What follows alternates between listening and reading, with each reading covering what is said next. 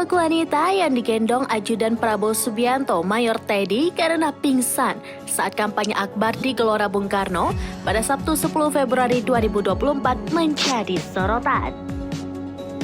Dilansir dari tribunsumsel.com, sosok perempuan yang digendong Mayor Teddy di GBK itu diketahui merupakan Keke Afifah. Ia pun sempat dirujak netizen dan dituduh pura-pura pingsan. Wanita tersebut memiliki Instagram bernama its_mekeke dengan jumlah followers 4.206.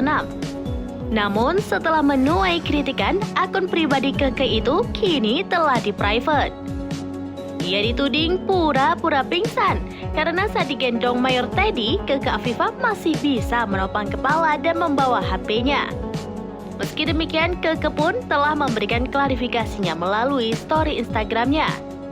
Ia meminta maaf dan membantah bahwa saat itu ia pura-pura pingsan agar ditolong oleh Mayor Teddy. Bahkan Keke sendiri mengaku tidak menyangka jika ia akan dibawa ke atas panggung dan diangkat oleh Mayor Teddy.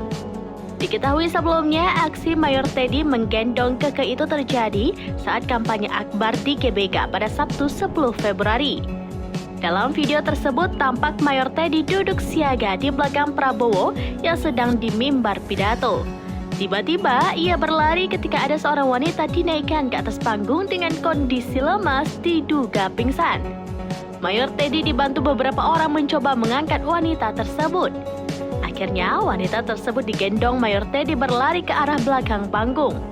Para penonton di belakang panggung yang menutupi arah jalan keluar langsung memberikan jalan pada Mayor Teddy. Banyak yang mengomentari dan ada juga yang merasa iri karena wanita itu digendong Mayor Teddy.